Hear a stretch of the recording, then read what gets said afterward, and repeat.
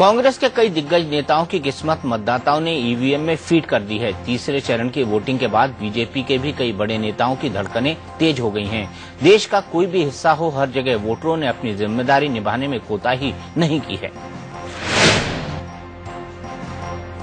जिन 91 सीटों पर वोटिंग हुई, वहां कई नामचीन चेहरे मैदान में हैं। सबसे पहले बात नागपुर की। यहां से बीजेपी के पूर्व अध्यक्ष नितिन गडकरी मैदान में हैं। वे पहली बार लोकसभा का चुनाव लड़ रहे हैं। उनका मुकाबला कांग्रेस के विलास मुत्तेमवार और आम आदमी पार्टी की नेता अंजलि दमानिया से है। सबके अपने अपने दावे हैं। मैं तो 99% ने 101% आश्वस्त है, विश्वास है मुझे कि मैं चुनाव जीतूंगा। विदर्भ में 10 सीटें आती हैं सर, उसमें क्या रिपोर्ट्स आ रहे हैं और आपको क्या लगता है उसमें क्या प्रभाव रहेगा? 10 है तो 10 सीटें हम जीतनी चाहिए, ऐसा तो माहौल है।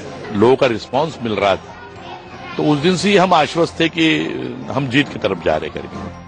यूपीए सरकार के कई दिग्गजों की किस्मत का फैसला भी जनता ने कर दिया है। केंद्रीय मंत्री कमलनाथ मध्य प्रदेश की छिंदवाड़ा सीट से मैदान में हैं। उन्होंने जीत के जमकर दावे किए थे। 16 मई के बाद आपकी क्या भूमिका रहेगी? अब 16 मई के बाद हमारी सरकार बनेगी। केंद्रीय मंत्री और एनसीपी नेता प्रफुल्ल पटेल महाराष्ट्र के गोंदिया से किस्मत आजमा रहे हैं। उनका दावा था कि यहाँ मोदी लहर उन्हें कहीं नहीं दिखी। Fact is that people here understand that no Mr. Narendra Modi is going to change their lives here. He is on the television screen.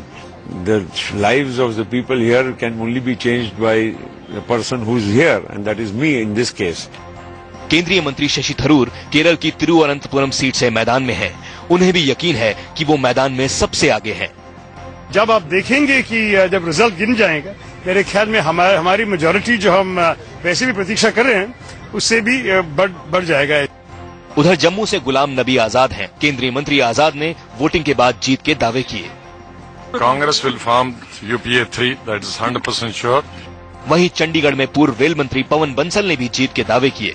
उन्हें यहां से बीजेपी उम्मीदवार किरण खेर और आम आदमी पार्टी की तरफ से गुल पनाग से चुनौती मिल रही है।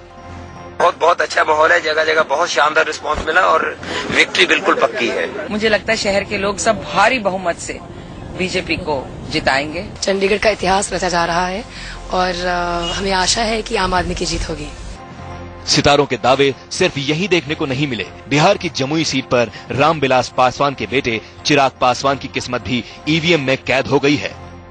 भारी बहुमत के साथ हम लोग सरकार बना रहे हैं। एनडीए का गठबंधन 2014 में जब 16 मई को परिणाम आएंगे, हम लोग सरकार बना रहे हैं और नरेंद्र मोदी जी कम से कम 300 एमपीज के साथ वो सरकार के प्रधानमंत्री बनेंगे।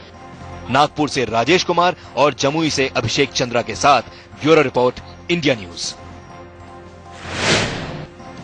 अंदर की बात यह है कि मोदी की लहर को कांग्रेस के दिग्गज चाहे जितना नकारे, लेकिन उन्हें पता है कि इस बार नैया पार लगनी आसान नहीं है।